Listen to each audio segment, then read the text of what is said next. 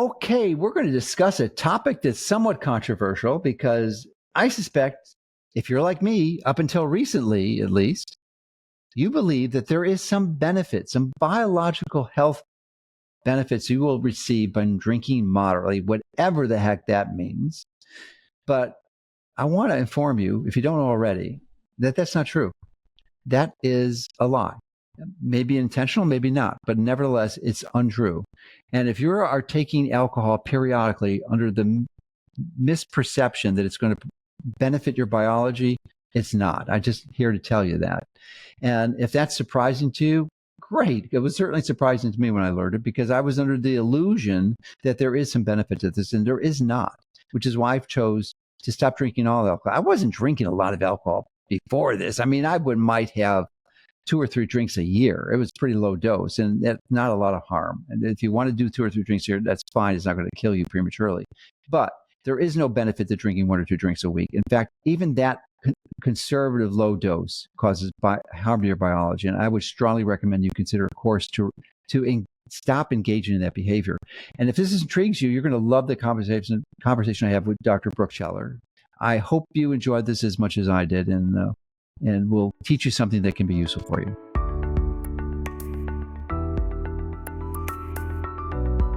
There's now more studies, larger body studies, that are showing that, the small amounts, the quote unquote moderate amount of alcohol that we previously thought was providing some benefit, we're looking at those studies now and saying those were flawed studies.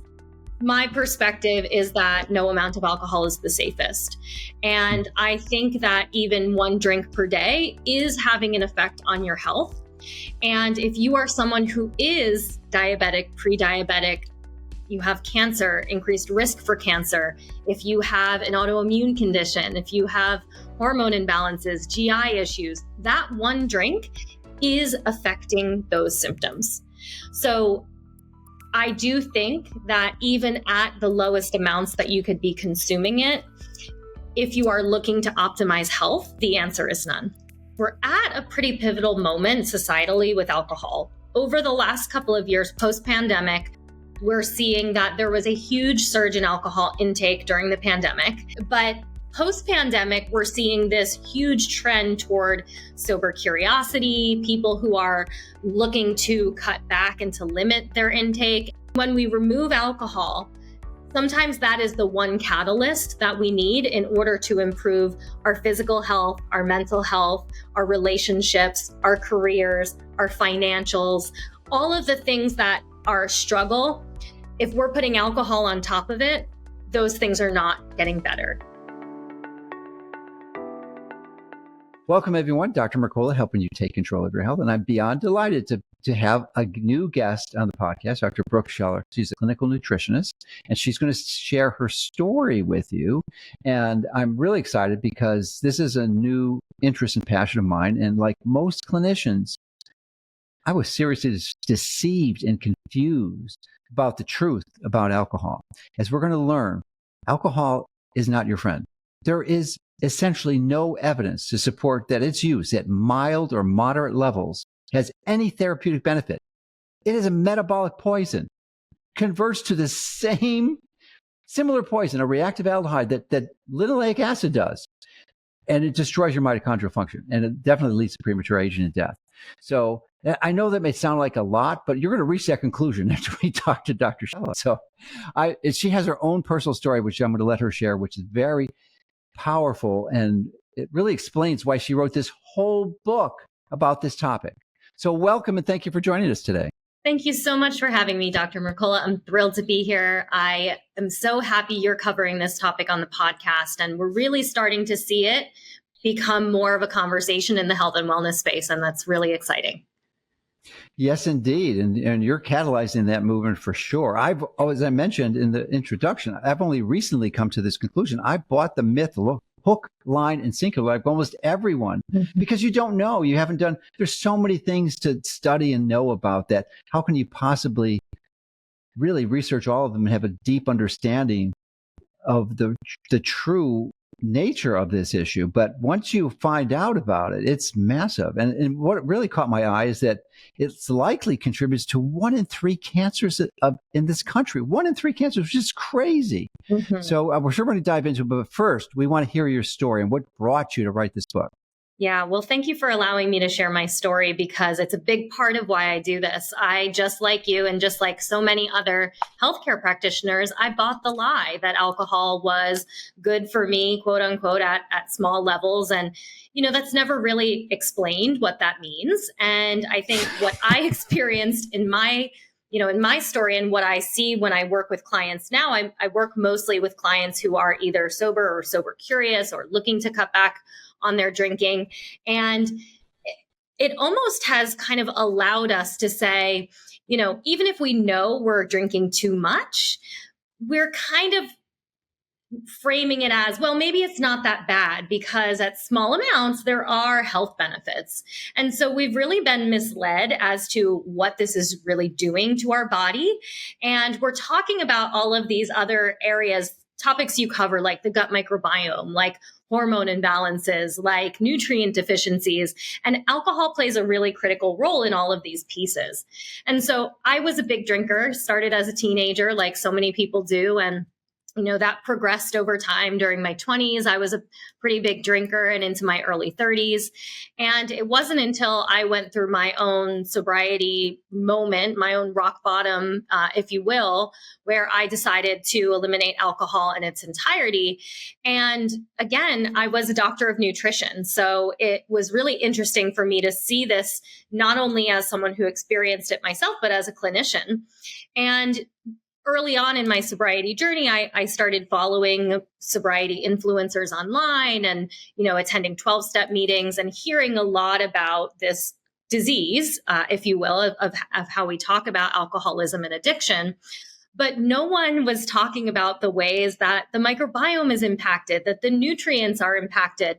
And when I looked at that with my experience and my background as a doctor of nutrition and an expert in functional medicine, and I said, this is 50% of the puzzle and we're not talking about it. So not only when we're drinking alcohol is it affecting these areas of our body, but that is then creating an environment where maybe we are having more anxiety or depression and looking for coping mechanisms. So it's really creating this vicious cycle.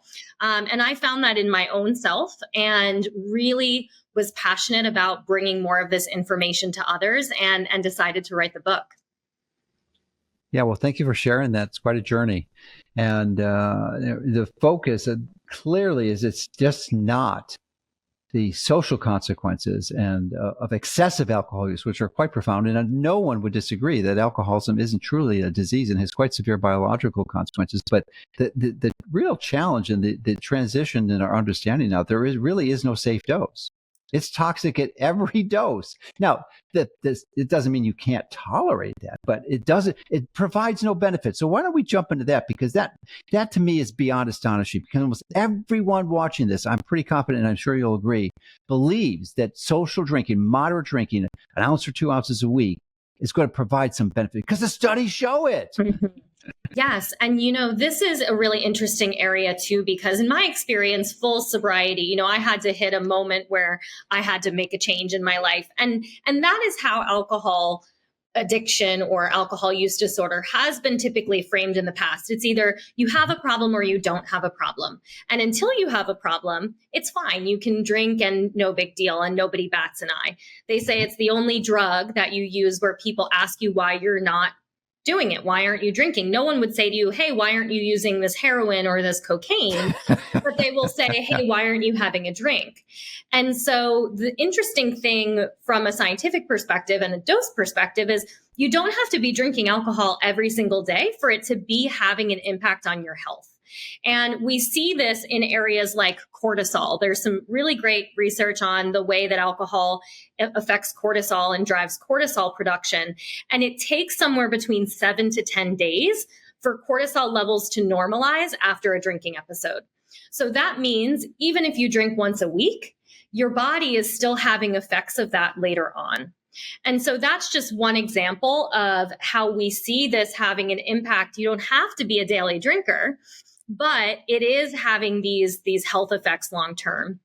And to circle back to your points on the dose and the research, there's now more studies, larger body studies, that are showing that, yeah, the small amounts, the quote unquote moderate amount of alcohol that we previously thought was providing some benefit, we're looking at those studies now and saying those were flawed studies. The control group of folks that they were using who were non-drinkers were either non-drinkers because they previously had an alcohol issue, or they were non-drinkers because they already had pre-existing health conditions like cardiovascular disease, right? So you're seeing a risk that it looks like the people who are not drinking are quote unquote healthier, but the reality is that they're not drinking because they already have health concerns. So there was actually just a second large study that was published about a month ago prior to this recording, where they kind of backed that up and they said that, now we're really seeing there is no benefit to moderate or low amounts of alcohol. And so the way that it's affecting us is going to vary from person to person. But if you are someone who is listening and you do drink a few times a week, and maybe you have some health concerns that you're battling, this may be playing a role, even if it doesn't seem like it is kind of the main cause.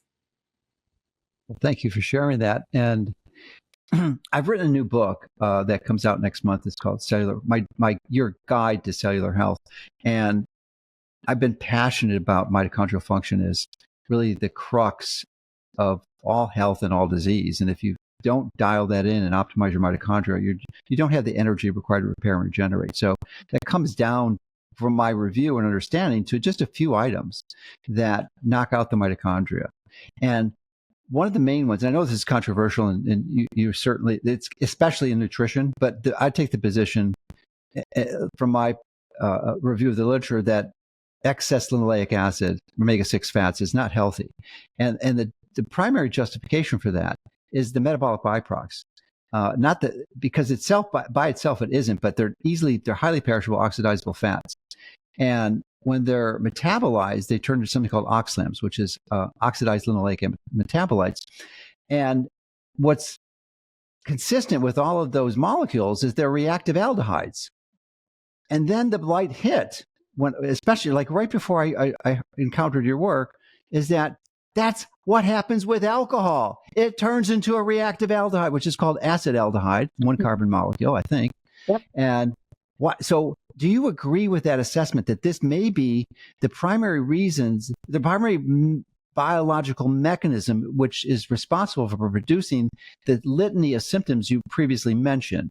Is that this has got to be one of the main things? It seems like, from my perspective, and I'm really curious as to what your view on this is. Yeah, well, from a mitochondrial perspective, alcohol requires an extreme amount of energy to be processed by the body. So anytime that we are consuming alcohol and we have to metabolize it through acetaldehyde and metabolize that out of the system, we're requiring excess amounts of NAD. We're requiring excess amounts of all of those cofactors needed in order to produce energy. So if we are regularly putting in this substance that is detracting from our body's normal processes, then yeah, we don't have the resources left over to restore and replenish our body. We're not recovering our cellular function if we are constantly requiring the cofactors to eliminate alcohol. So there's a very big chance that is kind of one of the main factors. And I think it's multifaceted, right? Because you have this mitochondrial piece, you have a massive, decline in nutrient absorption. So that's, by way of the stomach and the small intestine, but also to restore function in the body, we require a lot of antioxidants, right? So we need that extra antioxidant. We're depleting out our body's B vitamins, all of them, the B3, the B12, the B6, the folate. We're depleting vitamin D, vitamin C, all of the minerals, right? And so we're really destroying that normal cellular function by way of nutrient deficiency. But I also think that there are ways, for example, with the gut microbiome, that because alcohol is having a direct impact, the example that some folks use is we think about hand sanitizer to kill bacteria on our hands, well, what is that? That's alcohol. Right. So your supposition, because I was wondering what the mechanism was. So your supposition is that the alcohol reaches the colon, which is a long transit time, and at least 2 hours, maybe significantly longer than that, and it's directly toxic and kills the most of the bacteria reside in the colon. So it's toxic directly there, and that's its mechanism, and it doesn't discriminate between necessarily pathogenic and beneficial bacteria. It would be. Yeah, and I think some of the mechanistic discussion is probably still up for debate, because what we see in the literature around the ways that alcohol affects the gut microbiome is we do see decreases in probiotics. So whether that is by way of direct impact of alcohol through the system, or that is by acetaldehyde production, which is possibly, destroying or affecting microbial growth. We also see, and there's a portion that I write about this in the book, that there are some bacteria that can actually feed off of alcohol. And so in that regard, you're then maybe feeding some of the pathogenic bacteria that resides there as well. And there's really, I think, really early to probably say what the mechanism is there. And there's still some research that needs to be done around that. Yeah, as you were mentioning the micronutrient deficiency, it occurred to me that when I was in training in an inner city hospital in residency, that we would see many chronic alcoholics that had progressed to the point where they had mental deficiency. Typically, I think it's a Wernicke's encephalopathy. Yeah. And it's almost always related to thiamine or vitamin B1 deficiency, which I didn't know at the time, but it's crucial. It's the absolute cofactor for complex 1.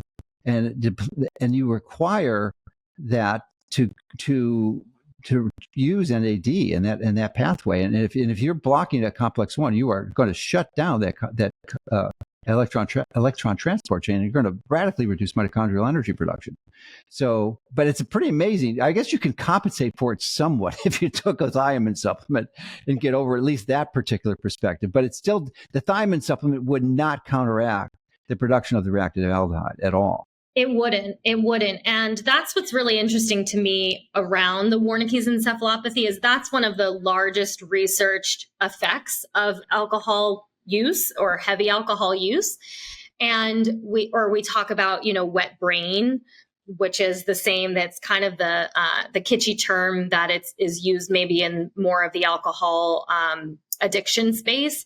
But really what it is it's nutrient deficiency, right? So that is one nutrient deficiency that's been highly studied. But we also see research around the folate and B12 because those are stored in the liver, right? And so there's ways that, it's not just necessarily impacting the B1. Just because we have a lot of research on it doesn't mean that it's not affecting those other B vitamins, for example. And so I think that it's more complex than just B1, or I know it's more complex than just B1, but that happens to be one area where there's a lot of research. So I'm ready to do the studies when you are. Yeah, the ultimate study really is, and we're developing an assay for it, is to take a live cell. We're looking at using macrophages and using a very sophisticated gold standard of mitochondrial function, which is a seahorse assay, and then preserving them in a way that you can transport them so you can measure these in bulk, like maybe doing 500 times, so you can scale it, so you can make it cost effective. And ultimately, we're trying to do a test under $50, so that you can, in a real live cell from your body, measure the mitochondria. Oh, and you can do it. You can do it in some way. It's definitely in vitro study because you're taking your cells out of the body, but it's your live cells. So in some ways, it's in vivo because you're really measuring your body. So that's interesting. I was hoping you could explore the issue of liver disease, and when I was training in the 80s in my medical training before I graduated. If you had liver disease, it was almost universally related to alcohol. It was called alcoholic liver disease. But now that is not the most common cause of liver disease. It's called NAFLD. And there's probably another term for it. And I forget the term because it begins with an M. But there's another term for it, essentially non-alcoholic liver disease, which affects a lot of people. And if people don't have full-blown NAFLD, they have an element of it, which actually impairs your metabolic ability, because the liver is the primary source of systemically produced or available glycogen. And you can't store as much glycogen if you have damaged liver. So I'm wondering if you could speculate on the damage that alcohol does to the liver and how that might be related to some of the more current assaults on the liver, which would be fructose primarily, which is pretty widely recognized as damaging to the liver. Yeah, well, I think that's a complex subject because, even as we jumped on the call earlier and you mentioned cancer being one of the major risk factors for alcohol consumption, I think that alcohol consumption is playing a much larger role in societal health concerns than we are really able to understand right now. And some of that is underreporting and people, again, not really recognizing how much alcohol maybe they're having, doctors maybe not asking their patients how much alcohol they're consuming. So, I speculate that there maybe is some alcohol playing a role in an NAFLD in the sense that maybe it's not enough that you have, liver damage specifically due to alcohol, but you have affected liver pathways because of the way that alcohol is playing a role. And so I would propose that there's maybe some lack of understanding there of if alcohol is still, affecting it in that way. But I think that, we also see that alcohol is affecting the metabolic system as well. And that's another big area that the two don't really seem connected. And I think for so long, it's been about, as long as you drink clear liquors that are lower in sugar and you're not taking in excess calories or excess sugar, that's okay. Whereas, we are seeing that alcohol even affects hormones like leptin and ghrelin. I talk a little bit about this in the book. The hunger and satiety hormones are affected by alcohol and can be actually part of the picture that can make up why someone might be more likely to become addicted. And so that also plays into food addiction, cravings, what we're consuming otherwise. And so I think it is more complex than just, alcohol or no alcohol, excess sugar or no excess sugar. And in general, beyond alcohol, as you know, and I know you talk a lot about on the podcast, we are exposed to so many more environmental toxins than we ever were. And so I think it's total toxin load that is affecting the liver's ability to adequately metabolize some of these things.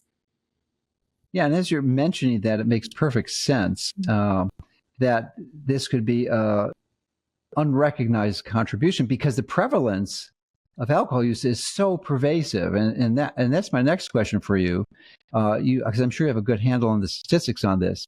It's the minority of people who are choosing positions like we have. I don't drink any alcohol. I used to drink it maybe a few times a year. Now since I've learned this information, I'm choosing never to drink it again.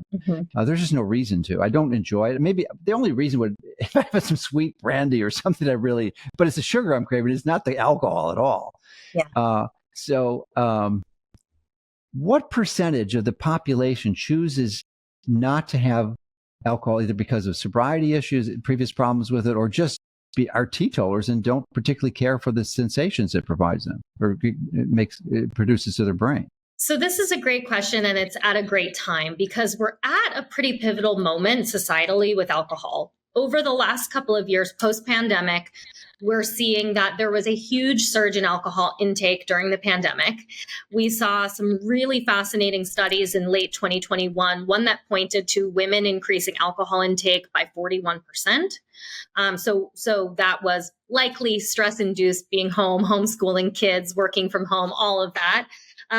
But post-pandemic, we're seeing this huge trend toward sober curiosity, people who are looking to cut back and to limit their intake. And a lot of this is coming from, not only research and the science that's now coming out to point toward this, but we're seeing a huge surge in non-alcoholic beverage options. We're seeing that some of the non-alcoholic brands are being purchased by the alcohol companies, because they're seeing that there's this need in the market and there's this big movement.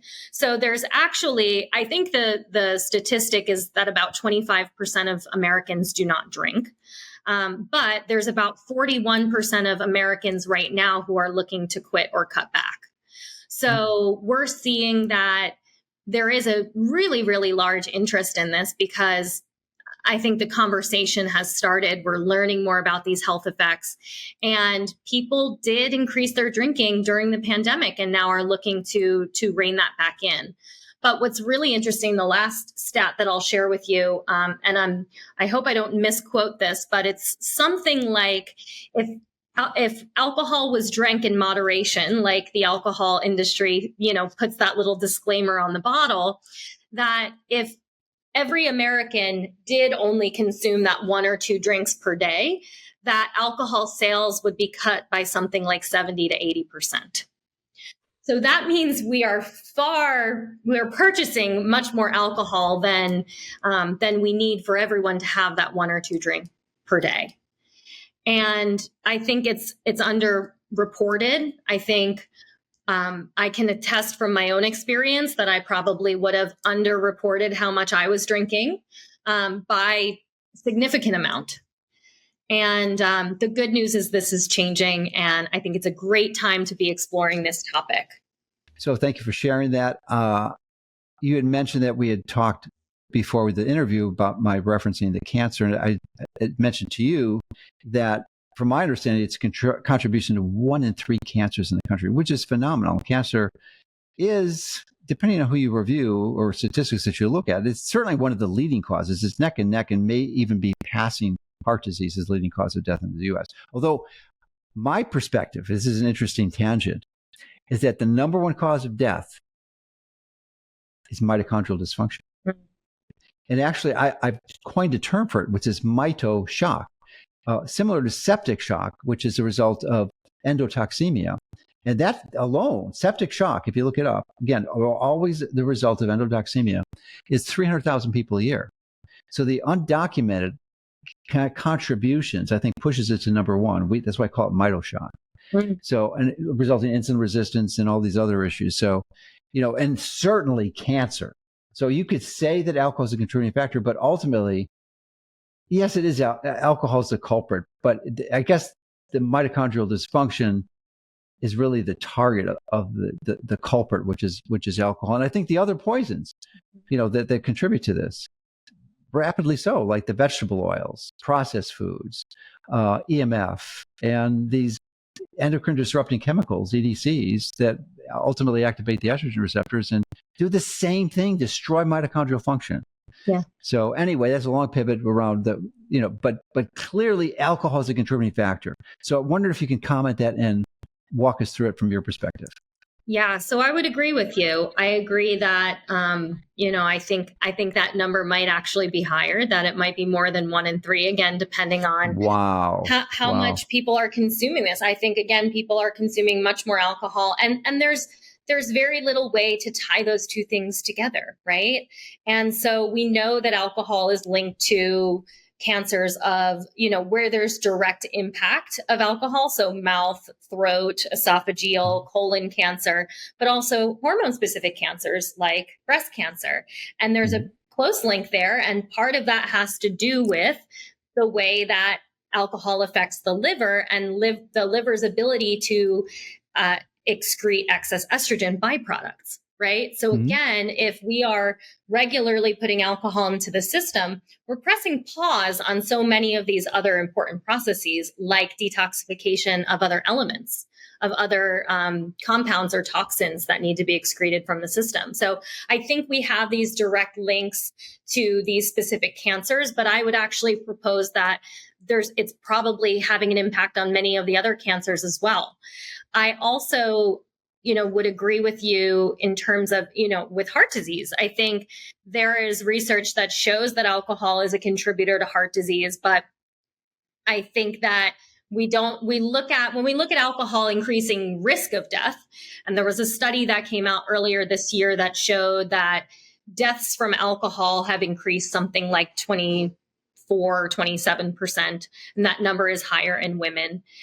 And what I think is missing in some of this discussion around, okay, well, if alcohol is the 3rd leading cause of death or the 4th leading cause of death, but cardiovascular disease is number one. Well, how much of the cardiovascular disease cases are actually the result of alcohol consumption? Because we are seeing insulin resistance. We are seeing major effects to blood sugar. I talk a lot about blood sugar in the book, especially from a perspective of cravings management. So not only cravings for alcohol, but oftentimes when people quit drinking alcohol, they have cravings for sugar. Well, what is the mechanism there? Some suggest that it's dopamine, a dopamine mechanism, and that is part of it. I'm a big believer and proponent that there's a huge component that is blood sugar related. And so we're seeing more of a hypoglycemia in folks. But when we are consuming alcohol over long periods of time, especially higher sugar, higher carbohydrate alcohols, that is going to be an increased risk factor for diabetes and cardiovascular disease. And that isn't necessarily the question that your doctor is asking you when you come in with, pre-diabetes. They're asking, well, what are you eating? They're not asking about your alcohol consumption. And there's really no good sensitive markers to identify a person's that correlate really carefully or closely with their consumption of alcohol. So when a physician or clinician is doing a patient intake form and questioning them, it's really quite well noted that patients don't always necessarily tell them the truth about what their habits are. Yeah. So it's really easy to underestimate, make yourself look better. Yeah. But it was a pretty astonishing number you just stated earlier with respect to the decrease that would occur if people only drink one or two drinks a day. So I'd heard one of your presentations on a previous podcast, which may be aware of your work. And in that discussion, you had mentioned that there's a wide disagreement as to what is moderate alcohol use. And I suspect you do go into it quite in depth in your book. So I think that would be a good place to discuss, because there's a widespread misunderstanding on this. And when listening to your conversation on that, really was very instructive to me to help understand that. There's a lot of confusion around this topic. So help enlighten the people who are listening to us. Yeah, well, that's a great question. And I think what so many people have heard is what is the USDA government guidance that has, long been around, that says 1 drink or less per day for women, 2 drinks or less per day for men. And that has been the recommendation since the 90s, and it hasn't changed really since. There's a lot of discussion right now because of the changing research that's coming out, that when the USDA dietary guidelines for Americans in 2025 comes out, that there may be a change to that recommendation. And there's a little bit of controversy over it, right? Because of course there's major industry ties into these things as well. What we did see in 2022 in Canada is they kind of flipped everything on its head, and they made a change to their guidance, which is now that anything over 2 drinks per week starts to increase risk of health effects, and anything over 7 drinks per week puts you into a high risk category. So instead of saying that 1 drink or less per day, they're now saying that anything over that 1 drink per day is increasing your risk. And it's a pretty stark difference between the 1 or 2 drinks per day and the 1 or 2 drinks per week. So I think that's where we get into a little bit of that controversy. But, when we talk about moderation in that way, what's previously been understood about moderation is that 1 or 2 drinks per day. Now, I think it's also helpful to point out to some people that anything over 3 or 4 drinks per day in those categories, women and men respectively, is now trending into high alcohol intake. And so we don't talk about societally that piece as much. We kind of leave it a little vague. We kind of make it that way, and everybody's open to their own kind of understanding of that. And that is part of what I think has created an environment or a society where we don't really know what too much is. We don't know where we're kind of exceeding that point. And, I'm hopeful that we'll see the US kind of follow similar guidance to Canada. But I think that it will be probably a little bit of a shock if that change does come. Thank you for sharing that. One of the questions, the curiosities that result from you sharing it is the observation that, and as a nutritionist, you know this very well, the definition of diabetes, full-blown diabetes, is a fasting blood sugar over 125. And then that was all it was when I graduated. And then they started developing pre-diabetes, which is fasting blood sugar over 110 or between 110 and 125. But realistically, if you have a triple digit fasting blood sugar, you have metabolic dysfunction. And in fact, I'm not sure if you're familiar with the HOMA-IR, but I had heard of it, but I never realized how important that was. You're familiar with that assay, right? Mm-hmm. And if you, Dr. Kate Shannon has done some work on this and really studied the NHANES database, to the recent one, the most recent, and determined that using that, probably the most sensitive indication for insulin resistance, that less than 1% of people are not insulin resistant in the US. 99% of people are insulin resistant. So that's shocking. So using those metrics, you can make a pretty good argument that even that conservative, highly conservative recent Canadian shift is not enough. Yes. So I am wondering, with your knowledge and your careful review of the evidence and reading the literature, what you would classify as excessive. Because we don't care what the conservative scientists are saying. We want to know what's reality. I agree. Well, I agree that no amount of alcohol is the safest amount of alcohol. Yes. We've heard that from the World Health Organization. That's a skep. With what they did in COVID, they'll never regain their credibility. Right. I'll give you that. But, I think that it's a bold statement to put out. Yeah. Sure it is. It's surprising from an organization like that. It's actually surprising. And I'm glad that they've put that out, because I think when we hear larger governing bodies say none, that to me makes me feel like there's hope in that regard. I was on a call for the European arm of the World Health Organization a few months ago around alcohol. And they're looking to move it more toward tobacco, right? And so what I think we may see from a governing perspective is more movement in the direction that tobacco went in, right? To try to start. Now, again, we have big industry ties and influences that are going to have an impact there. And that's why we still see, okay, a couple is fine. And these, choose your own adventure kind of recommendations, right? Of, oh, well, you could have more, but here's the risk that comes along with that. My perspective is that no amount of alcohol is the safest. And I think that even one drink per day is having an effect on your health. And if you are someone who is diabetic, pre-diabetic, you have cancer, increased risk for cancer, if you have an autoimmune condition, if you have hormone imbalances, GI issues, that one drink is affecting those symptoms.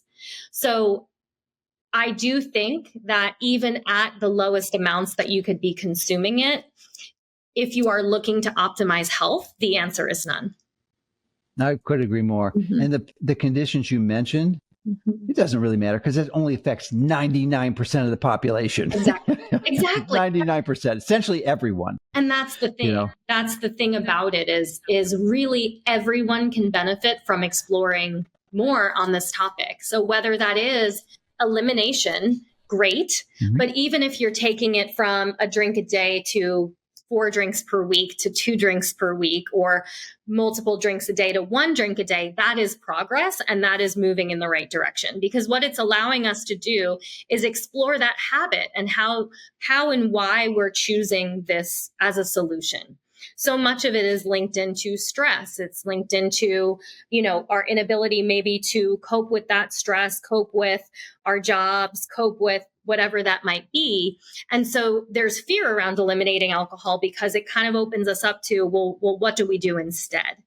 And while that can be an overwhelming task or challenge, I think it's also a really worthwhile challenge, right? Learning these healthier coping mechanisms. And maybe that is exercise. Maybe that is meditation. Maybe it is calling a friend and venting. But looking for alternatives outside of alcohol that are not going to be damaging to your health.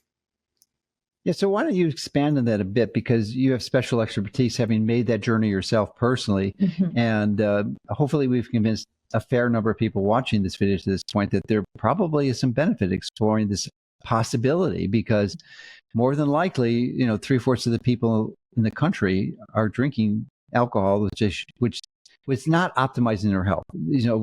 Hopefully we've dispelled that myth that there is no health benefit for drinking. It's only a metabolic poison, will damage your mitochondria and loads of other diseases it will increase your risk for. Mm-hmm. So we assume that we've intrigued some people to consider this movement, this path towards sobriety, or this option that you refer to as sobriety curious, which is a term I never heard before you mentioned it. So what are the recommendations that you advise for people to consider or explore? So some of it is just about getting curious about this topic, right? Mm-hmm. And my book is part of a genre of books called quit literature. And there's a wide variety of books, of podcasts, of resources that are available today in today's day and age that are not just around the idea of sobriety per se, but this idea of sober curiosity. And sober curious is a term that was coined by a woman, Ruby Warrington, who wrote a book by that title in 2019. And essentially what it's doing is it's opening up this option that you don't have to be a quote unquote alcoholic in order to quit or cut back on your drinking. And previously, the only people who did quit drinking were people that identified themselves as having a problem or maybe had to quit, right? And so the first thing I'll say, if you're listening and you're interested, is you don't have to have a problem to decide that you want to explore this. You don't need to even be that regular of a drinker for you to say, you know what, this is something I may want to explore. So some of it is just about opening up and being open to the option of this being a choice for you. And what I tell a lot of clients who come to me and say, well, Brooke, I don't want to call myself an alcoholic, or I don't want to identify as having an addiction, or I don't know what to say when people ask why I'm not drinking or why I'm doing this. And the answer is for your health. Your health and wellness is a perfectly good excuse for you to say, hey, I'm not drinking right now, or I'm trying to cut back because I know that it's having maybe a negative effect on my health. And so part of it is just opening up your frame of mind of what living a life without alcohol means to you, because we have so much stigma still around this topic. And I think it can be really scary for some people to tell their friends or their family members or their partner that they want to make this change. And so my number one recommendation is listen to more podcasts that are on this topic. Pick up a book like How to Eat to Change How You Drink or Sober Curious, for example, and just start learning more about the topic. And I venture to guess that you will be more inspired when you hear about more people who are exploring this path as well. That's excellent. I would agree with all of it except for one of the comments you made. The suggestion to respond to people who were asking you why you were drinking or considering not doing it. You said, well, maybe it might be hurting my health. I would suggest you become more bold. Mm-hmm. And tell them, because it damages my biology. It's not, there's no maybe involved here, folks. It's 100% documented. Take it to the bank. It's damaging your health. There is no evidence to suggest it's supporting your health in any way, shape, or form. So get that straight. Know that it's going to improve your motivation. It's going to catalyze you, to empower you to have the confidence to make those types of bold comments in difficult and challenging social situations. Yeah. So that would be one part, but everything else I agree with. But I'd also like you to offer additional resources like social media groups, like in Facebook or other strategies that they can use. So there's this community, there's this support that will provide them the structure they need to make that difficult transition. And community is a huge piece. So I'm glad that you brought this up. This is part of why in 2022, I launched my online community, which is called the Functional Sobriety Network.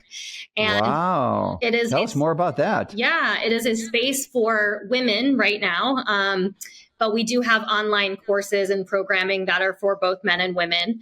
And we essentially are focused on an alcohol-free lifestyle through the lens of health and wellness.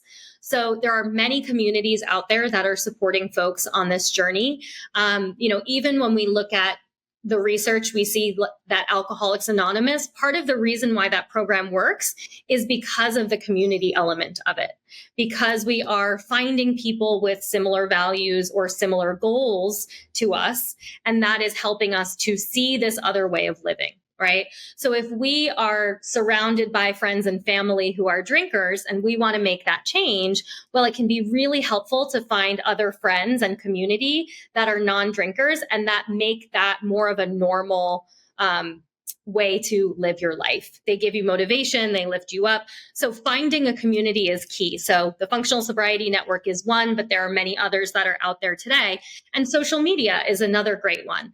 That was a big part of my early recovery, was following folks on Instagram who were posting motivation around sobriety and around alcohol elimination, as opposed to following accounts that are glamorizing alcohol, right? Because what we see is reinstilling those beliefs within us. So going through, I talk about this in the book, go through your social media and unfollow all those accounts. Unfollow the ones that are, showing the girls at the pool drinking alcohol, because that is glamorizing a very unhealthy way of living.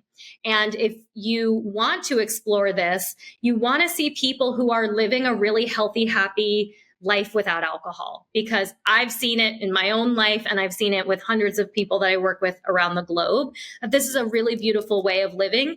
And it's really going to take away this one piece, Dr. Mercola, that is, we all work so hard at eating the right food, taking the right supplements, eliminating our exposures to toxins. And alcohol is this separate thing. For so long, it's been in this other category, and it's time for us to bring it back into this category. Yeah.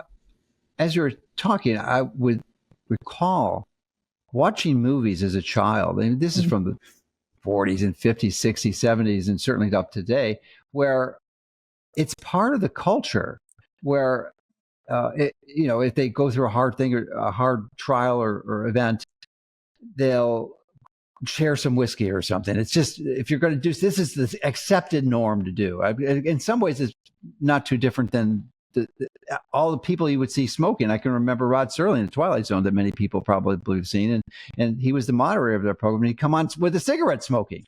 But no one would do that today, I don't think. It's, or maybe in a movie, but it's not part of the, you don't see TV news anchor smoking. Right. So I think there's this shift that needs to occur in the culture, and that transition that occurs, that needs to occur to allow people the comfort to securely take the position, because the culture is pointing them in that direction. That's what they've been listening to and viewing most of their adult life. And the good news is it is changing. We're at the really early stages of this change. But again, 41% of people are looking to quit or cut back. That is just magnificent. That means if you're with a group of friends, you're with 10 people, 4 of them have that same perspective as you, maybe, right? And so it's not like it was 5 years ago, when if you were going to say you weren't drinking at dinner, you were going to be the only person. I would venture to guess that if you are big and bold and stand up and say, I'm actually taking a stance against this, that you're going to have several people that say, I've been trying to cut back too. Right. And so we need to be more loud and bold about it. It's, again, a big reason why, in my experience, I didn't feel like I wanted to be someone who lived in the shadows about this, who was anonymous about this topic, because it is time for a change. We are on the precipice, I think, of a cultural shift around it. And it's up to each of us to take that take that step for ourselves and for our lives. Yeah, and that catalyzes social change that needs to occur. Absolutely. So you had mentioned that you developed the Functional Sobriety Network, I believe. Yes. And then how women access this network? Well, you can learn more about this at my website, functionalsobriety.com. We also offer online courses that help folks to learn more and uncover more around nutrient deficiencies and effects to the gut microbiome. I work with a lot of clients now, as I mentioned, who are either sober or sober curious, and they are looking for ways to support that lifestyle through more of a holistic approach. And so we're often looking at these other pieces, especially in those who are struggling with depression or anxiety, and that's a major mediator for why they've drank, right? We want to look at, is the microbiome playing a role in that? Are deficiencies playing a role in that? And then we're using foods and supplements to help support that. So, we're looking at if I have a client, for example, who has a very anxiety-driven alcohol craving, we're then looking at how do we use things like L-theanine and magnesium to help kind of support that person from experiencing that anxiety that is then driving that craving. So we're really looking at the biological side of things and incorporating that with what we know works, like community and getting the support that they need. Need all the help they can, that's for sure. Yeah. I'm wondering what the response to your book has been. It has been amazing. I mean, I couldn't have anticipated what I have experienced in just over 3 years of my own sobriety journey, that this to me is proof that some of the best things can happen out of the worst things. I think for me, when I got sober, I thought my life was over. I thought, I'd never date again. I'd never, have fun again. I thought that it was kind of the end of my life. And really what it was the end of that previous way of living. And so, I look at what has happened because of my sobriety and because of putting down alcohol. And another part of why I'm so passionate about this is because I see this with my clients as well, that, the blocks that we have in our life, the challenges that we're going through, we think alcohol is helping, and it's actually hindering us in so many ways. And when we remove alcohol, sometimes that is the one catalyst that we need in order to improve our physical health, our mental health, our relationships, our careers, our financials, all of the things that are a struggle. If we're putting alcohol on top of it, those things are not getting better. And so the response to the book has been really great because I have been able to reach a lot more people, and I've gotten amazing feedback on it. And it's really inspired me to want to continue to do this work. Oh, it's terrific. So I'm wondering if you could share the specific motivation or catalyst that caused you to choose sobriety. Yeah. Because I think that, and I want to pivot on that, and it seems like there might be two categories of people, and those people who are having challenges with it, like the experience you went through, and then others who it hasn't been a problem yet, but they know just because they're seeking to optimize their biology that this may not be a good choice, and there may be two different paths to get to that sobriety level. So yeah. Well, but why don't we hear your path first? Yeah. Well, I think you're 100% right in that there are these multiple paths. And my fear for people who are not at the point that I was at is that we can easily get to that place, right? So you don't necessarily have to have a problem with drinking to decide that it's time to quit drinking. So I'll preface with that. In my experience, and I talk about this in the book, I share a lot about my story. I didn't have a rock bottom traditional, like you might see in a movie, right? I didn't get a DUI. I didn't lose a job. I didn't have anything blow up in my life, but I was experiencing massive amounts of anxiety and mental health concerns that were really heavily being affected by my alcohol consumption.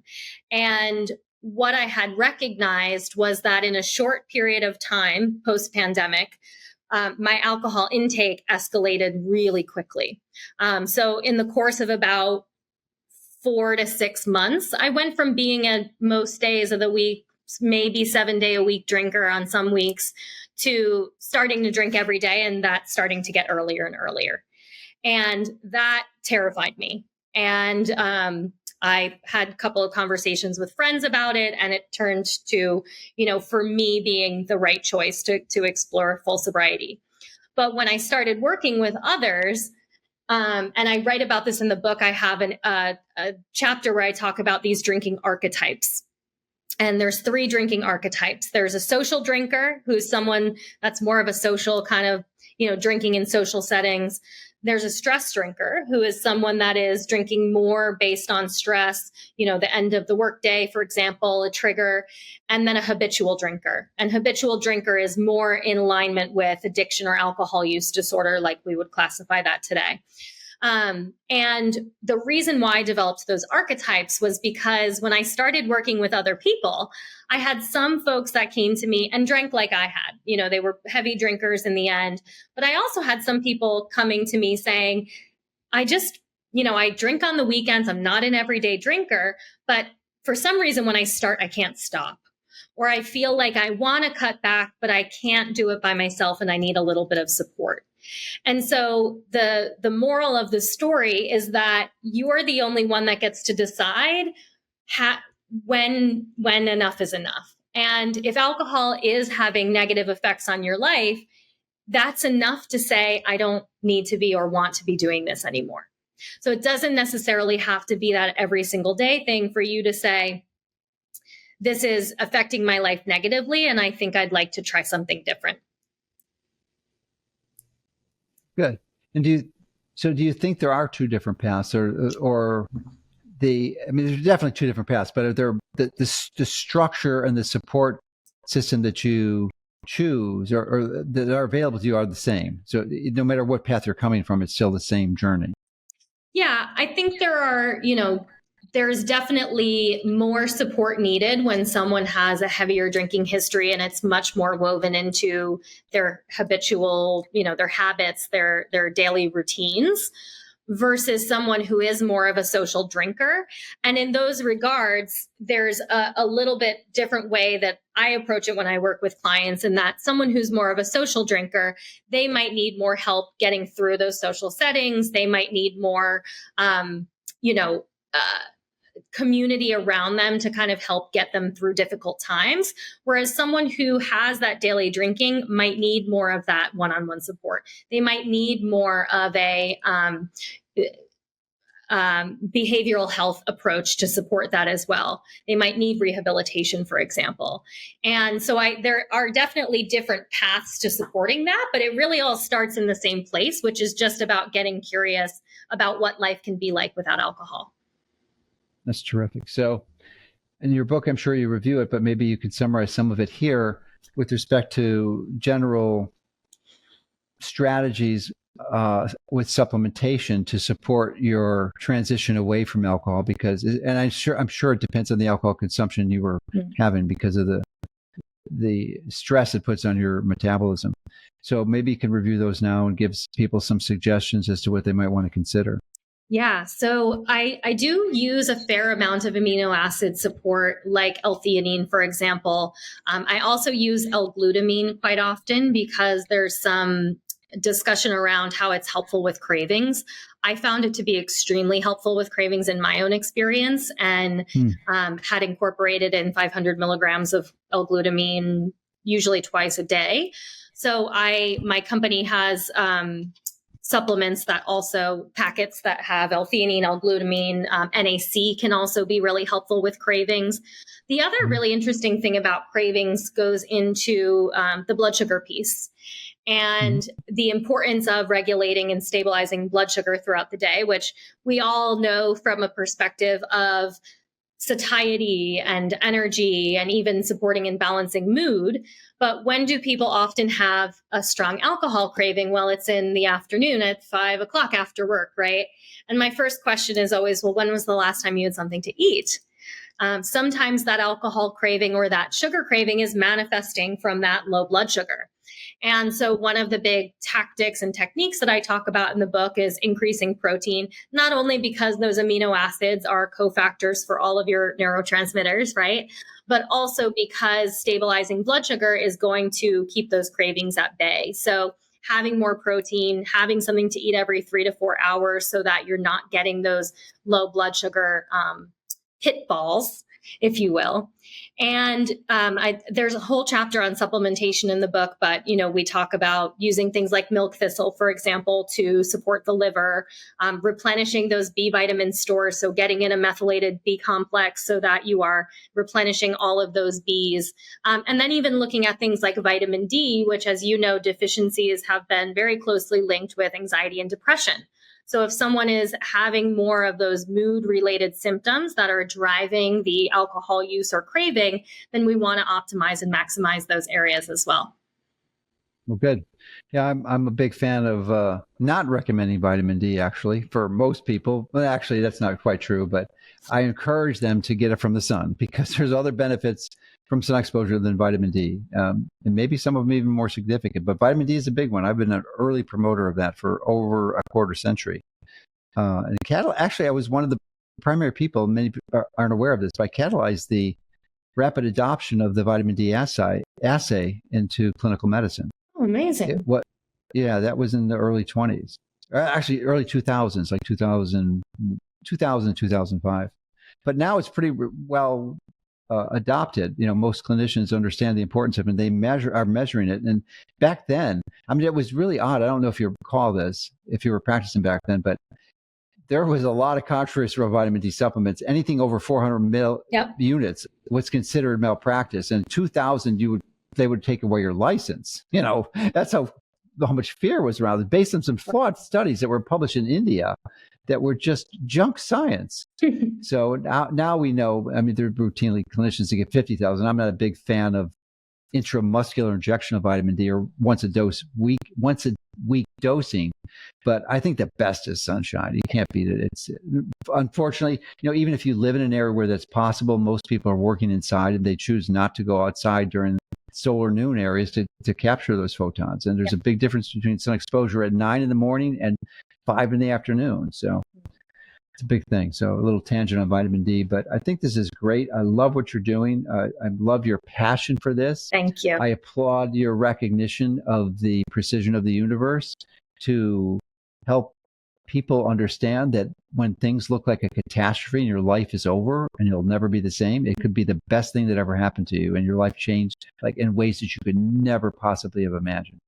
So you're a perfect illustration of that, and I applaud your efforts and your Thank you, Dr. your passion at helping people understand the truth. It's all about, because this is a journey. No one knows it all, but we can learn from so many people to help us get pieces of the puzzle to put it together so we can benefit, because this is a big lie and a fraud that we've been told for all these decades, and it's only now coming out that there's just no benefit. And I think that's a big piece of the story that really surprised the heck out of me, and I'm so glad that the precision of the universe brought you to my doorstep and helped people understand this at a deeper level than I could have. So thank you so much. Well, me too. And because of the precision of the universe, I've been following your work for 10 plus years and long. Oh, I didn't know that. In my drinking days, and, hearing all about you and the work that you were doing early in my functional medicine journey as a practitioner. And the universe brought us together, and who knew that alcohol would have been the catalyst for that. I'm always apprehensive because I don't know of your work other than just a recent connection, and I'm always concerned about nutritionists because the typical nutritionist we don't share similar views about nutrition. So I'm it's such a controversy, but I did not realize you were following my work. So that's good. So you know what the positions I hold on this. I sure do. Yeah, that's really good. And I'm going to have to send you a preview copy of my new book, because I would love that. The guy, it is, your book is different. Your book has no intention to explore the primary factors that contribute to all disease. Mine does, and it's a compilation of 50 years of seeking the truth and finally understanding at a level that I never did before from a series of precision of the universe revelations.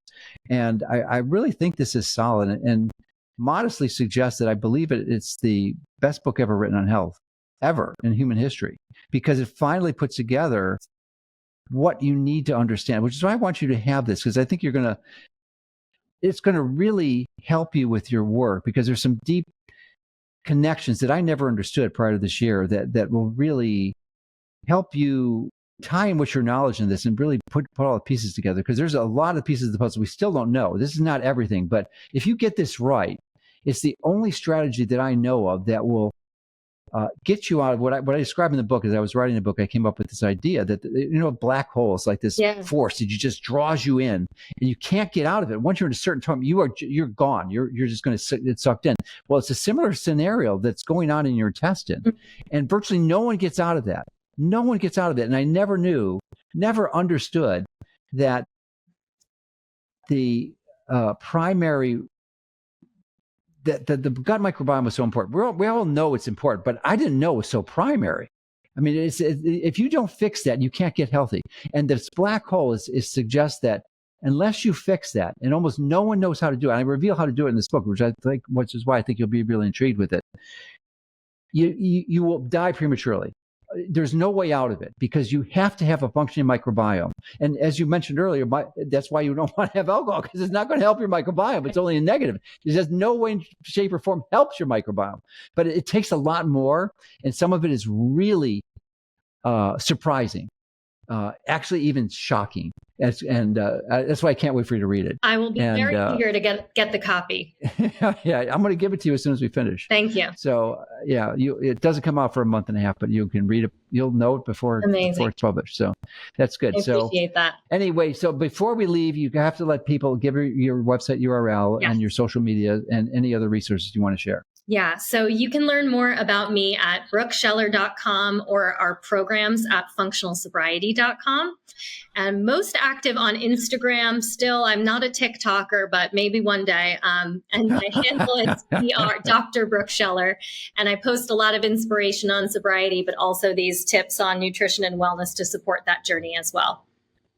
Okay, well, terrific. Thank you so much. Really appreciate everything you're doing. I encourage everyone to consider seriously what we talked about today. And if you are drinking any alcohol, to really carefully reevaluate this. And I challenge you to go to the literature and look up this stuff. I mean, we're being fully transparent. This is published literature. This is new science that really documents what we're saying here. So look at it yourself and then make your own decision. So, because it's going to be a good one, and it'll save you so much in the long run, not just the pain for the alcohol, but the metabolic damage and the inability to experience your maximum potential that you have in this lifetime. So strongly recommend you consider it. Thanks for having me, Dr. Mercola. Thanks so much for watching. Remember, hit the like and subscribe button so you can get more videos that can help you and your family take control of your health.